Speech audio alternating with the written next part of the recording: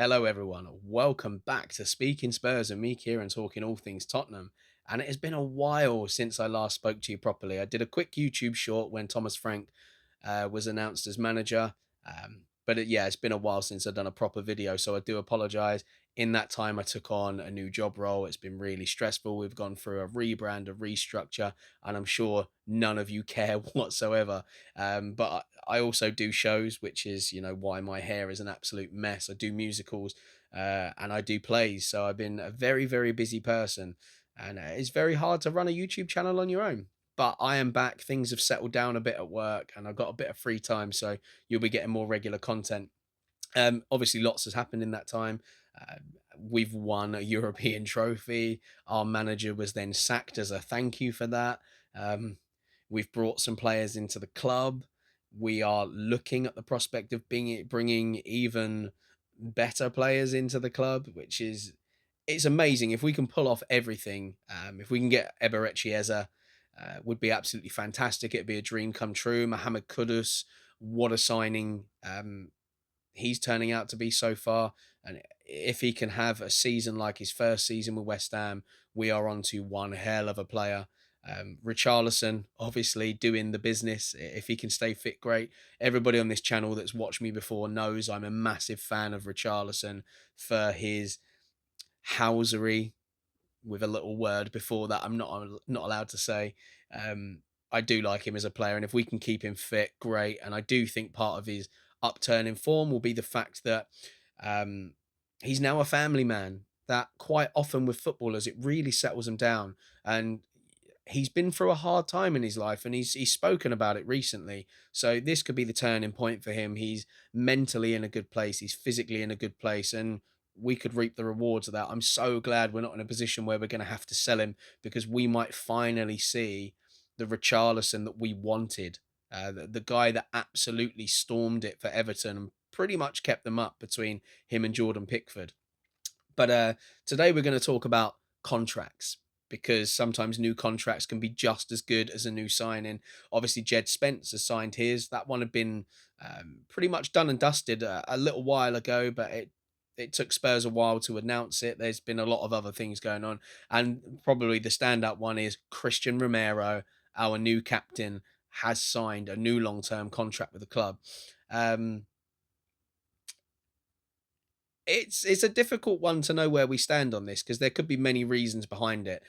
He was linked with the move to Atletico Madrid and the season before that with Real Madrid. He's expressed a wish to play in La Liga before. Um, but obviously we were playing hardball. We wanted him to go for a very high fee.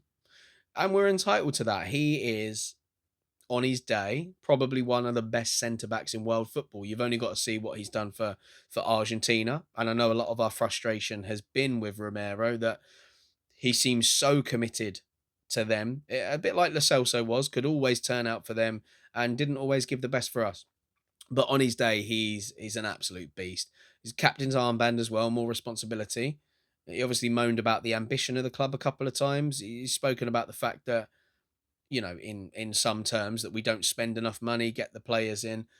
But maybe that ambition is going to be matched. He's seen what we're doing in this transfer window or trying to do. Obviously, the Gibbs White deal collapsed as well. I'm still unsure about that. But, Romero's now here for a longer time with the armband. Hopefully, he steps up a bit more. Is it the fact that he's just looking for more money at a time when we're not going to sell him? It's good for us as well because it means he's going to maintain his value for a lot longer. So if it is a case that he does want to move on, we've put ourselves in a healthy position to negotiate there. So all around, it's kind of a win-win. I'm happy, and hopefully the real reasons that he stayed is he loves the club. So obviously he joined us on a season-long loan from Atalanta. That was back in 2021. And then he signed permanently the following year. He's recently been named captain by Thomas Frank. That was ahead of the Super Cup earlier this month, which we know what happened there on penalties. Um, yeah, that game just kind of showed the lack of depth, I suppose. Obviously, there's still players coming back from injury. Solanke has started playing again, but wasn't fully fit. But anyway, back to Romero. He arrived as the best defender. he was voted in Serie A when we got him. Um, and in that time, he's been great, hasn't he? He's enjoyed huge success with Argentina. Uh, 2021 and 2024 Copa America titles. Um, they were the CONMEBOL UEFA Cup of Champions, and most notably the World Cup in Qatar 2022. I mean, it's a fantastic thing. I have no doubt that part of this is to make him our highest paid player. As captain, you would expect to be the highest paid player, unless, of course, you have a superstar that's in a position where you don't traditionally have as captain. So I think this puts us in a great position moving forward. I hope that the responsibility of captain and being the highest paid player really gets that concentration going, and those silly challenges, yellow cards, red cards that he would continuously pick up kind of gets nipped in the bud now. Um, so let's have a look at what he's actually said himself since signing that deal. Romero said, "I'm very happy here in the club. For me, this club is the best in the world. The last 2 weeks, first becoming captain and now signing the contract with the club, for me, it's a fantastic decision. My message to the fans is thank you for your amazing support every day and every match. For me, and it's most important also for the team." I mean, pretty good words there. We don't really get to hear him speak too much. He's not the most vocal guy. I don't know how good his English is. Um, but he seemed very happy in the videos that they were doing. Go on and have a look at what Spurs have put out on YouTube and Instagram. In the whole process of this, he's got a big smile on his face. He's giggling a lot, and I just think it's evident that he feels this connection with the club now after a summer beginning where he could have potentially gone to Atletico Madrid. Um, Ahead of the match against Burnley on Saturday, Romero actually took his son Valentino onto the pitch as his mascot, and admitted that that was an important moment for him. He said, "Going onto the pitch with my son on Saturday, it's special for me. First time as captain, and yeah, it is incredible for me. I love football. I love this club. It's special for me going onto the pitch with him." That's great. He was player of the tournament in the Europa League last season, and he wants more of the same this time round in other competitions.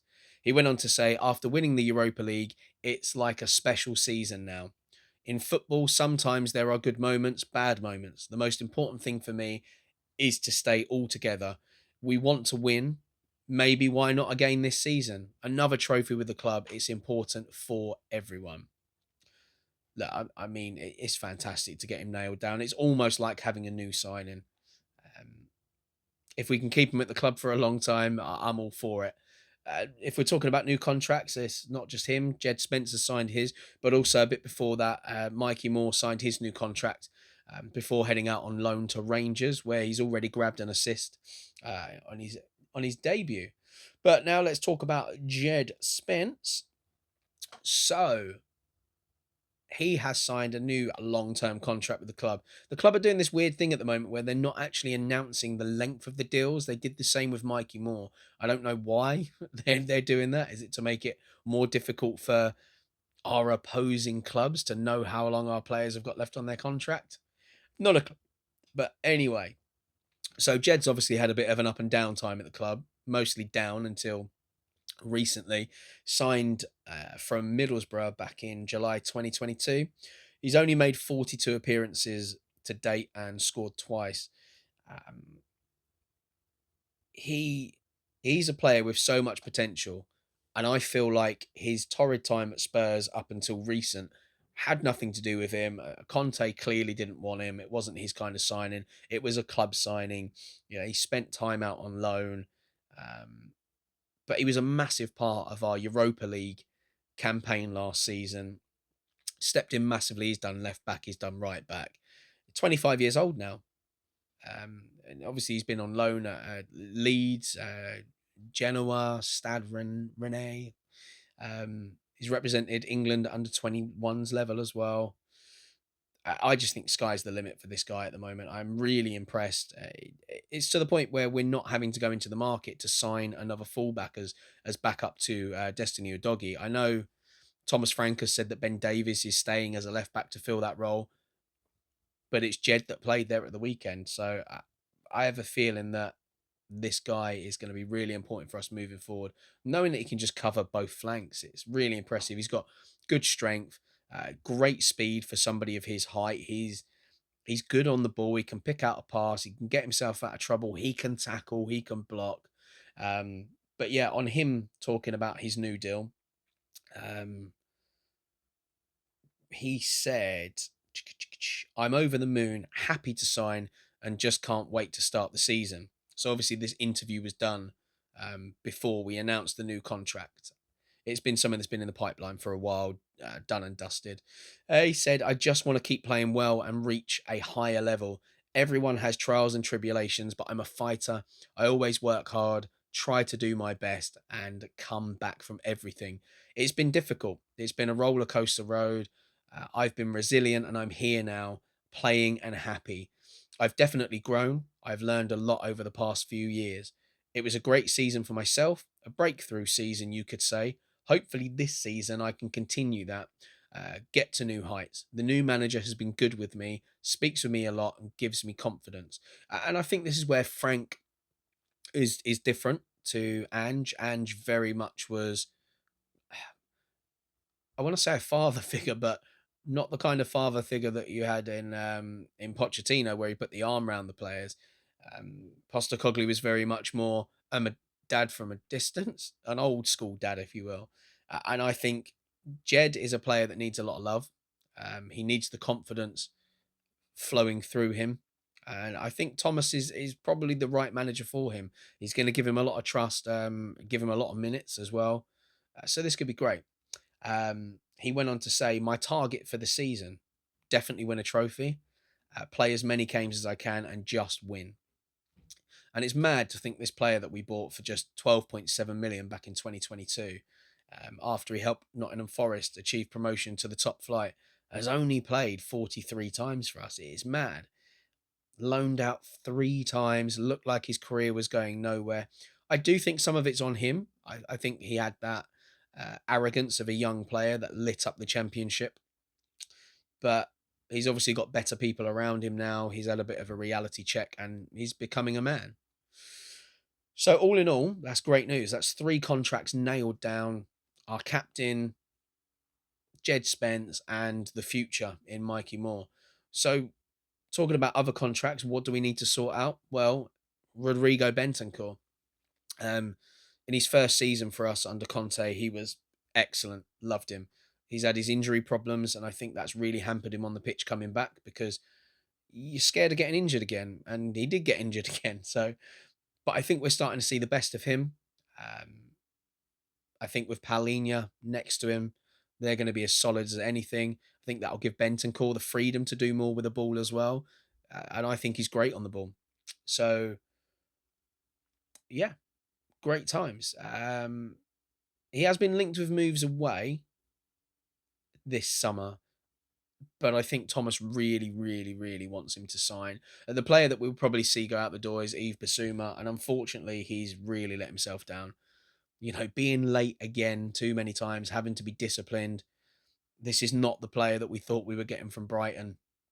It's um, it's so frustrating to see him throw his career away because he was so good at Brighton. He could do so much.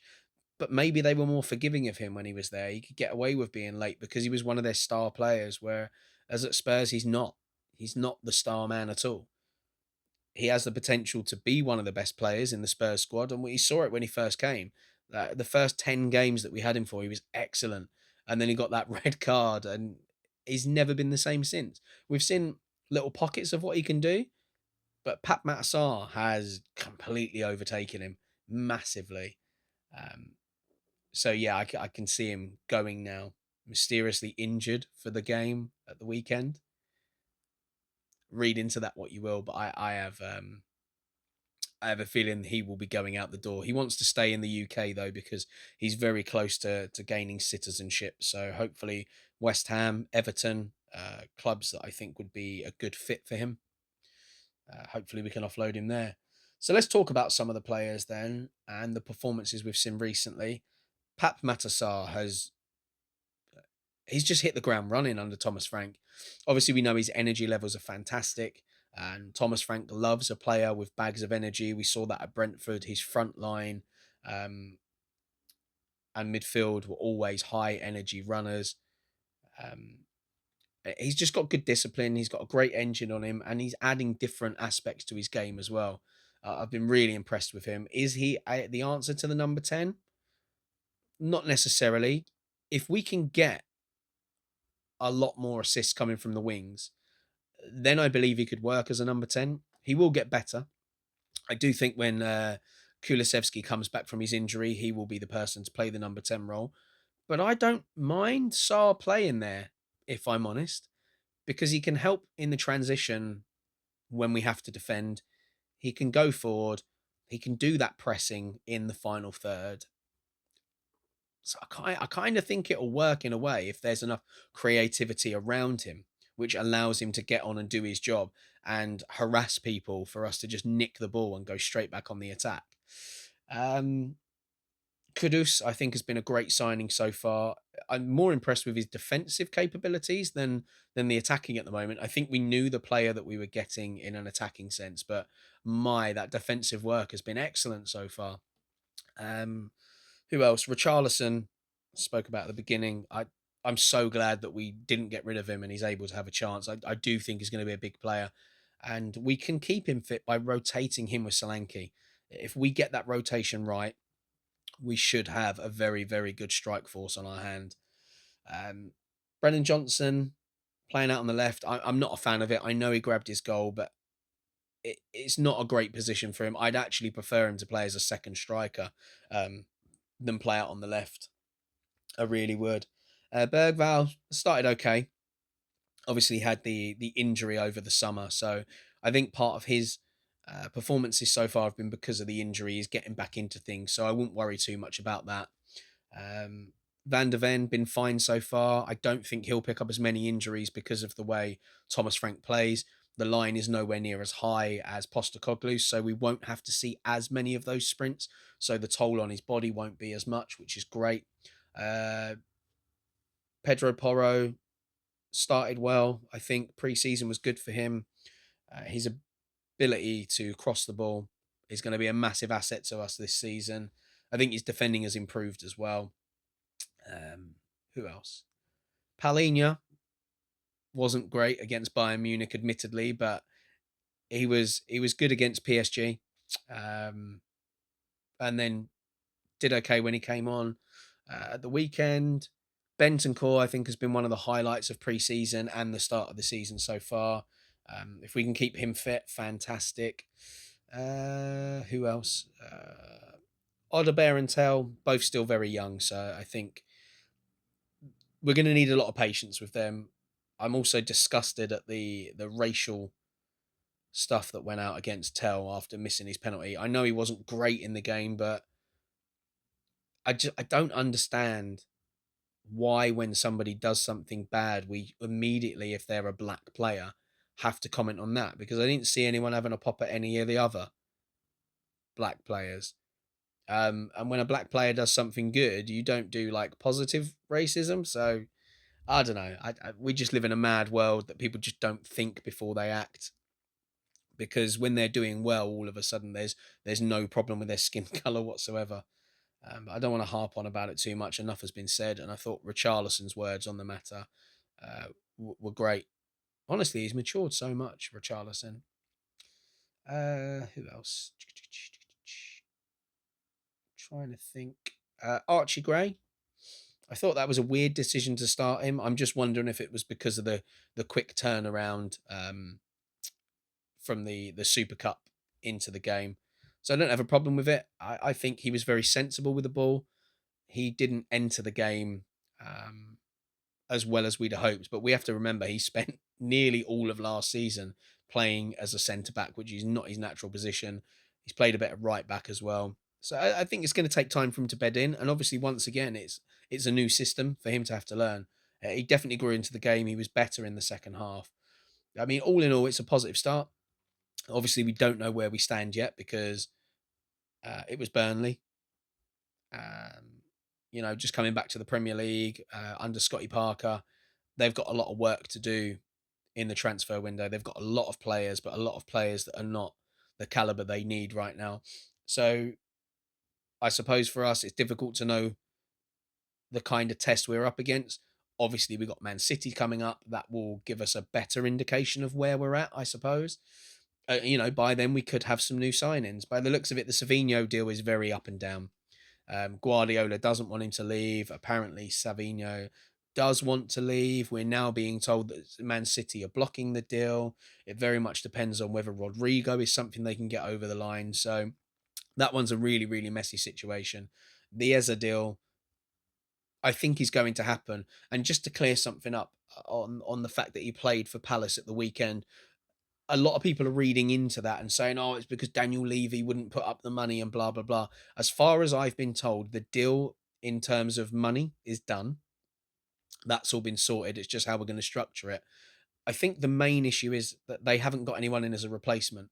They don't want to leave themselves short at the beginning of the season. They've also got their European fixture coming up. And I think even though it runs the risk of Eza getting injured, I can understand from Crystal Palace's point of view why they're going to play him. Why would you usher him out the door quickly without a replacement and leave yourself short of creativity for those key games?